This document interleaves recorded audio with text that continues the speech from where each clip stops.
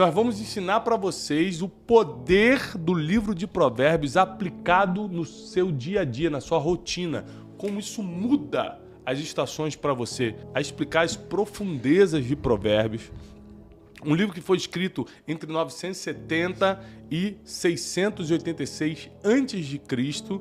Isso quer dizer que tem cerca de 3.000 anos que foi escrito o livro de Provérbios. Muito tempo. Provérbios foi escrito em sua maioria de Provérbio. Foi escrito por quem?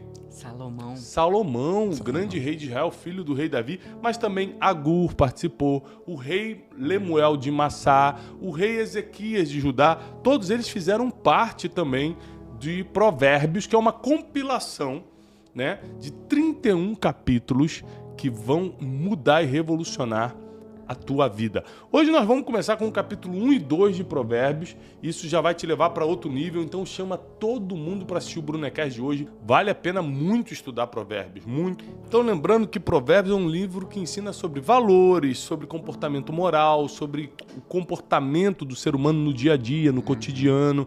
Vale a pena, jovens, adolescentes, devorar o livro de Provérbios. E se você não conhece nada da Bíblia, comece pelo livro de Provérbios, porque é um livro de instrução. Então é um livro muito mais fácil de compreender do que alguns outros livros, por exemplo, livros proféticos, que você tem que interpretar a profecia. Ler toda a história. Exatamente. O livro de Provérbios ele é muito mais simples para quem está começando a ler a Bíblia, tá bom? Nós vamos começar então hoje com Provérbios capítulo 1 e 2. Isso. Tá bom? Beleza.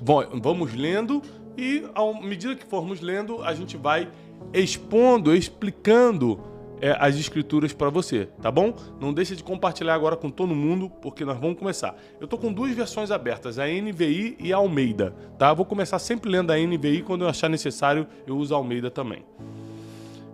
Provérbios capítulo 1, versão NVI, Provérbios de Salomão, filho de Davi, rei de Israel.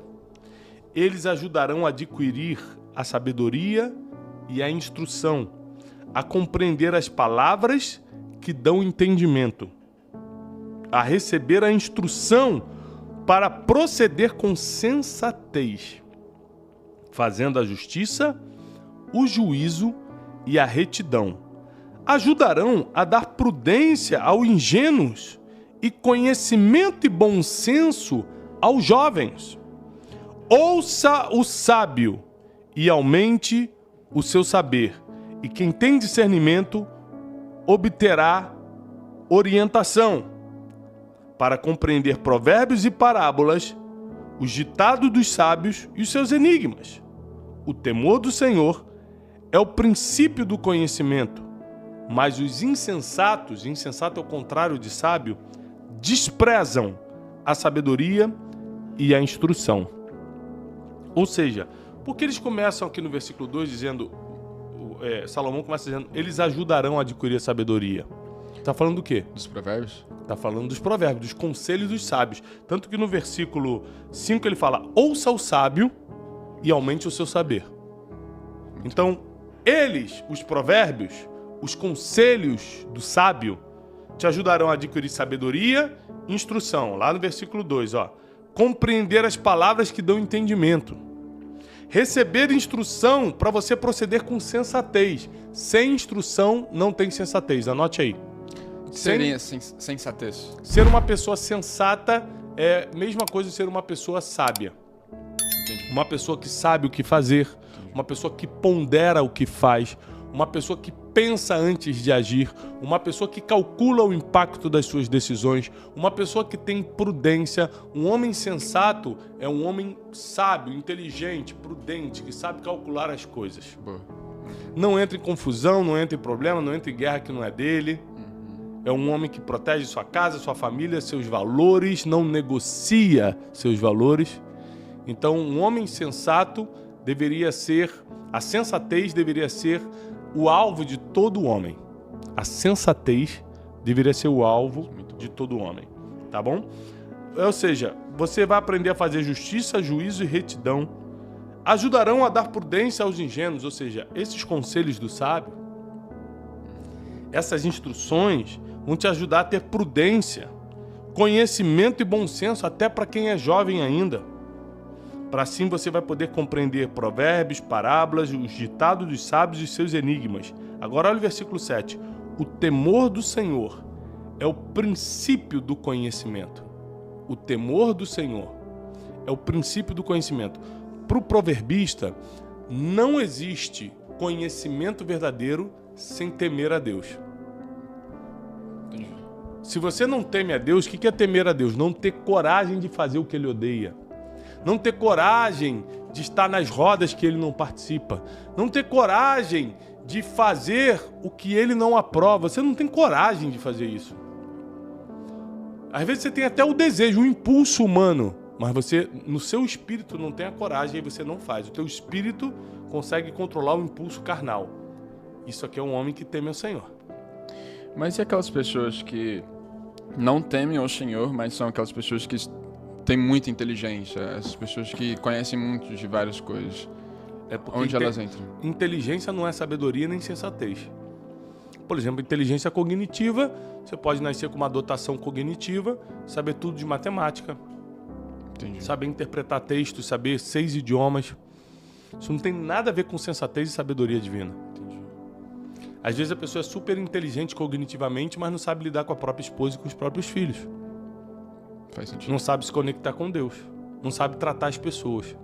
Não sabe tomar decisões. De tão inteligente que é, conhece tudo de números, conhece nada da vida. Então o que nós precisamos, inteligência é muito importante, mas o que nós realmente precisamos é sabedoria divina. Isso só começa com o temor do Senhor. O temor do Senhor é o princípio do conhecimento, mas os insensatos, ou seja, quem odeia a sabedoria e a sensatez, desprezam a sabedoria e a instrução. Quando você chama alguém para participar do método Destiny, cara, vamos para o método Destiny, é muita transformação, 3 dias imersos em princípios milenários, o cara, eu vou gastar meu dinheiro, vai ficar sentado escutando alguém, e papapá. É o cara que odeia a sabedoria. Entendi. Ele aborrece a instrução. Entendeu? Então essa pessoa, ela não quer progredir na vida. Essa pessoa não quer crescer na vida. A gente não tem muito o que fazer com ela. É necessário que você desenvolva a vontade de aprender, acima de tudo, temer a Deus para começar o caminho da sabedoria. Agora, a advertência contra o engano, vamos começar aqui no versículo 8. Ouça, meu filho, a instrução do seu pai. E não abandone o ensino da sua Mãe. Ouça, meu filho, a instrução do seu pai. E não abandone o ensino da sua mãe. Eles serão um belo diadema sobre a sua cabeça, serão uma coroa para você. E um colar para enfeitar, adornar o seu pescoço. Meus filhos, se pecadores tentarem seduzi-lo, não ceda. É impressionante a ordem bíblica, né? Logo depois que ele fala, segue teu pai, obedece teu pai, não despreze os conselhos da tua mãe. Ele fala, se os pecadores tentarem te seduzir, é o que mais acontece na adolescência e na juventude. Os pais falando, filho, fica em casa, não se mistura com fulano, não faz isso e aquilo. Meu pai não sabe de nada, minha mãe não sabe de nada. E é impressionante como na adolescência a gente age com nossos pais como a maioria dos seres humanos agem com Deus a vida toda. Ah, você não sabe de nada. Não faz isso, meu filho, não é bom pra você. Você vai lá e faz. O adolescente passa, se tranca no quarto, nem cumprimenta o pai e a mãe. Às vezes a gente entra em casa, não faz nenhuma oração, vai direto pro nosso quarto descansar. Verdade. A gente dá mais atenção aos amiguinhos do que aos pais. O que a amiga fala na adolescência, com 14, 15 anos, tem mais importância do que teu pai e tua mãe falou. Ou seja, a adolescência física é muito parecida com a vida espiritual de um ser humano. A gente está numa adolescência espiritual eterna. Sempre se rebelando contra Deus, sempre achando que os outros sabem mais. Nunca acreditando totalmente, nunca amando totalmente. A gente é amado, mas não ama da mesma forma de volta. A gente é beijado, mas beija de qualquer maneira. Como que a gente consegue amadurecer essa idade espiritual? Essa adolescência espiritual só é resolvida com sabedoria. Por isso que a gente está falando disso. Teme a Deus, escuta teu pai e tua mãe, anda com sábio. Olha, só no primeiro capítulo de Provérbios, nos 8 primeiros versículos, ele já deu códigos importantíssimos aqui. Escuta teu pai e tua mãe, anda com sábio, teme a Deus. Só esses 3 conselhos aqui já te faz ser uma pessoa 100% mais sábia do que qualquer outro que você anda. Entendi. Você já está 100% à frente de qualquer pessoa que você convive. Só se você seguir esses 3 conselhos que estão nos 8 primeiros versículos de Provérbios. Olha como é poderoso Provérbios. Aqui no verso 8, ele fala sobre a instrução do pai e ensino da mãe. Existe uma diferença entre isso, entre instrução e ensino? São muito parecidos, né? Instrução geralmente é um direcionamento. Fala assim, ó, faz assim, assim, assado. Ensino tem a ver mais com períodos, né? Instrução você pode dar em 1 minuto. Ó, a instrução do dia é, pega ali a vassoura, varre isso e papá, tá feita a instrução. O ensino é uma demonstração. E geralmente a mãe tem mais paciência para ensinar. Entendi. Para demonstrar as coisas. A mãe vai pegar a vassoura e falar, filho, olha como é que se faz. O pai lhe instrui, a mãe ensina. Nossa, muito bom. Legal, né? Uhum. Tiago, sobre essa questão de, no versículo anterior, de ouça a instrução do seu pai e não abandone o ensino da sua mãe. Como que a gente pode filtrar de saber se a mãe está realmente certa? Porque pode haver Porque tem situações pais que são loucos, sim. lógico. Só que é o seguinte, Deus não erra. Tem pai que tem problemas psiquiátricos, tem mãe que é narcisista, tem pais que só são mal educados, não sabem criar os filhos, criam na base de palavrão e tal. Tem pai que abandonou, mãe que não tá nem aí. Tem todo tipo de pai e mãe. Então a gente sabe que não existem pais perfeitos, né? Só que a Bíblia ainda assim não erra. Então o que a Bíblia quer dizer? Não importa quem são teus pais. Até certa idade, eles é quem tem autoridade para te instruir e te ensinar.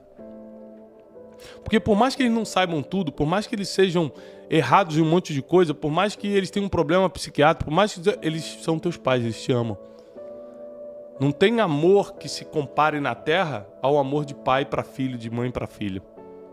Não tem amor que se compare a isso. É um amor que você dá a vida sem pensar. Lógico que eu dou a vida pelo meu filho. Qualquer outra pessoa você pensa, inclusive marido e mulher. Mas para filho, não. Então,